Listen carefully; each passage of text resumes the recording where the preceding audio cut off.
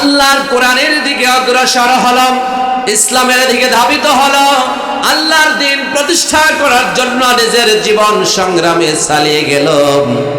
আল্লাহ রাব্বুল আলামিন বলছেন, ফামান ইয়ামাল মিসকালা যাররাতিন খায়রান ইয়ারা, যে ব্যক্তি দুনিয়ার জীবনে সামান্য পরিমাণ নেক কাজ করবে, ভালো কাজ করবে, মানুষের উপকার করবে, দ্বীনের কল্যাণে কাজ করবে, আমার জমিনে আমার দ্বীন প্রচার করার জন্য, সামাজিকভাবে জীবন পরিচালনা সুন্দর করার জন্য, পরকালীন মুক্তির জন্য ক্ষুদ্র পরিমাণ নেক আমল করবে, আমি আল্লাহ রাব্বুল আলামিন ঘোষণা করে দিলাম, কাল কিয়ামতের ময়দানে তার দু চোখে স্বচক্ষে ওই আমলের বিনিময়ে সব সে দেখতে পাবে।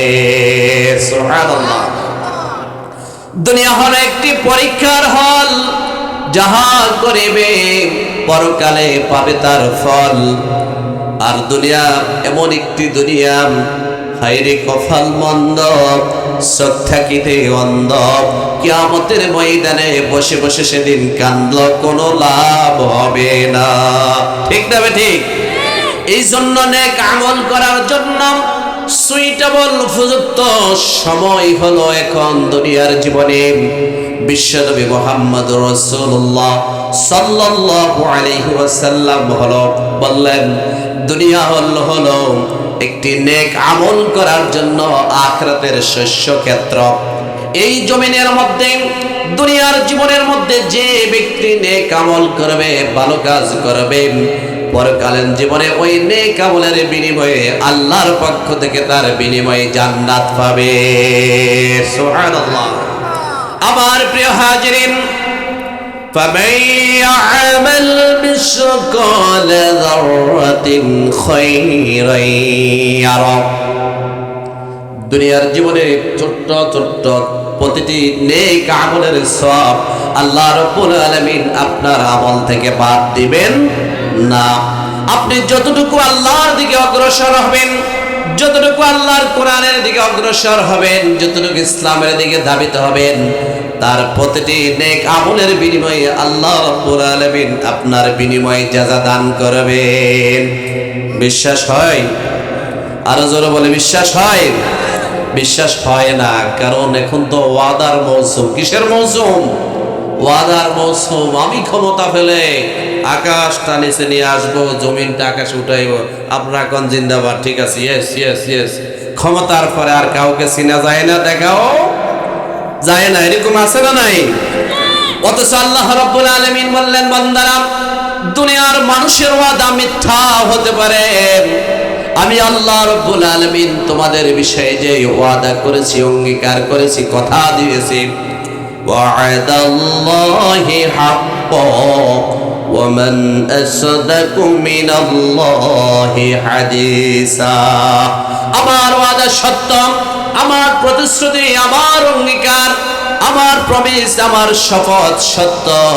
দুনিয়ার এরকম কে আছেন আমার মতো সত্য কথা বলার মতো? দুনিয়াতে এরকম কেউ আছে? কেউ নেই।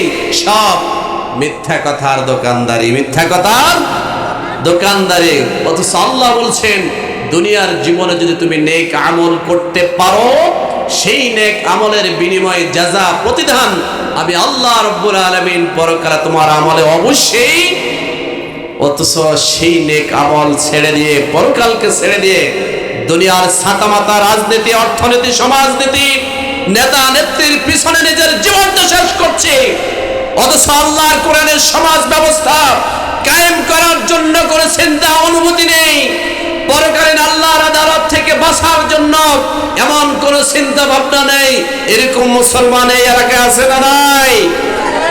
দুনিয়ার নেতা নেত্রীর পিছনে, নেতা নেত্রীর কথা বিরুদ্ধে কথা বললে তার গায়ে লাগে, আল্লাহর বিরুদ্ধে কথা বললে তার অন্তর কাঁপে না, রাসূলের আদর্শের বিরুদ্ধে কথা বললে তার অন্তর কাঁপে না। সে দুনিয়ার রাজনীতি করতে পারবে, আমি কোরআনের কথা বলতে পারবো না। এরকম নেতা নেত্রী দেশে আছে না নাই? এই ধরনের নেতা নেত্রী থেকে হেফাজত থাকতে হবে। আল্লাহ বাংলাদেশের জন্য এমন নেতা নেত্রী, অভিভাবক নিযুক্ত করুন যারা আল্লাহর কোরআন কায়েম করার জন্য কাজ করে। সকল বলে আমিন। আল্লাহ এই জাতিকে কোরআনের পথে চলার তৌফিক দান করুন, সকল বলে আমিন। প্রিয় হাজিরিন, যে কথাটি বলতে চেয়েছিলাম, এই পৃথিবীর জমিন আমাদের আসল ঠিকানা। আমাদের আসল ঠিকানা কোথায়? সবাই বলেন পরকাল। আসল ঠিকানা কোথায়? আরো জোরে বলেন, আসল ঠিকানা কোথায়? পরকাল। ومن يعمل مثقال ذرة شرا يره। আল্লাহ রাব্বুল আলামিন পরের আয়াতের মধ্যে আবার বলেছে, বান্দারা রে, যে ব্যক্তি দুনিয়ার জীবনে সামান্য পরিমাণ, তুচ্ছ পরিমাণ, নাথিং, একবারে ক্ষুদ্র পরিমাণ বদ আমল করলো, খারাপ কাজ করলো, মন্দ কাজ করলো, পাপের কাজ করলো, আল্লাহর নাফরমানি করলো, মানুষের আঘাত করলো, চুরি করলো, ডাকাতি করলো, সন্ত্রাসী করলো, সাদাবাজি করলো, মদ করলো, দর্শন করলো, মানুষকে কষ্ট দিলাম, এই জমিনে আমার বান্দাদের উপর অন্যায় ভাবে মিথ্যা মামলা দিল, কষ্ট দিল, জেলের শিকার করলো, কোন মানুষকে কষ্ট দিল, ওই মানুষের কষ্টের কারণে, আমার নাফরমানির কারণে, পাপের কারণে আল্লাহ রাব্বুল আলামিন কিয়ামতের ময়দানে তার সাজাও তাকে দিবেন। উচ্চ আওয়াজে বলেন নাউজুবিল্লাহ। কথা বুঝছেন আমার?